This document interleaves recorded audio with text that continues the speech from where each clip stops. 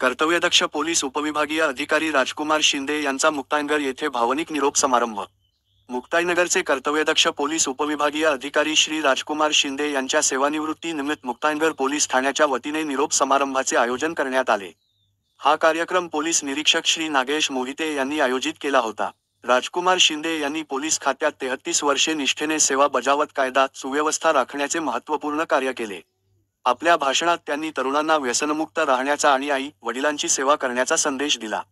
कार्यक्रमात पोलीस निरीक्षक नागेश मोहिते, बोदवड पोलीस निरीक्षक श्री भोळे, मराठा सेवा वसतिगृह कक्षाचे राष्ट्रीय अध्यक्ष दिनेश कदम, साहित्यिक फ. भालेराव, जिल्हा उपाध्यक्ष हकीम आर. चौधरी, पत्रकार विलास पाटील आदी मान्यवर उपस्थित होते। चौधरी यांनी रमजान महिन्यात गरीब आणि गरजूंना सहाय्य करण्यासाठी शिंदे यांनी केलेल्या प्रयत्नांचे विशेष कौतुक केले। मुक्ताईनगर पोलीस निरीक्षक नागेश मोहिते यांनी शिंदे यांच्या कार्यशैलीचे वर्णन करताना सांगितले की त्यांनी कठोर शिस्त आणि ताठपणाने न्याय देण्याचा प्रयत्न केला। बोदवडचे श्री. भोळे यांनीही शिंदे यांच्या वेळेच्या काटेकोर वापराचे आणि शिस्तप्रिय स्वभावाचे कौतुक केले।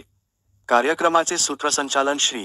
मोहन मेढे यांनी केले। शिंदे यांच्या पत्नीनेही आपल्या भावना व्यक्त करत उपस्थितांचे आभार मानले। शेवटी, राजकुमार शिंदे यांनी मुक्ताईनगर आणि परिसरातील नागरिकांनी दिलेल्या प्रेमाबद्दल कृतज्ञता व्यक्त केली। आणि माझ्या पोलीस स्टेशनचे अंमलदार,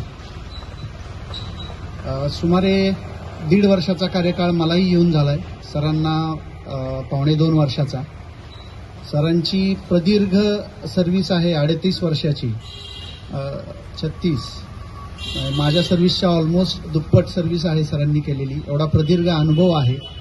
अनेक ठिकाणी काम करताना सरांनी आपलं बहुमूल्य योगदान दिलेलं आहे। त्यावरती सरांचे जे अनुभव आहेत त्याबद्दल माझी आणि सरांची पहिल्यापासून वेळोवेळी चर्चा झालेली आहे। जिथं जिथं गरज पडेल पोलीस स्टेशनच्या कामकाजात, भले तो लॉ अँड ऑर्डर किंवा एखाद्या गुन्ह्यांच्या निर्गतीबद्दल किंवा प्रगतीबद्दल असो किंवा अंमलदारांच्या बद्दल असो, 4 मित्र झाले ते अजूनही परिचयात झालेत आणि कुटुंबाच्या सदस्यासारखे जोडले गेलेले आहेत। म्हणजे इथंही मी फार कोणाला फोन केले नाहीत मुद्दाम न करण्याचं कारण तुम्हालाही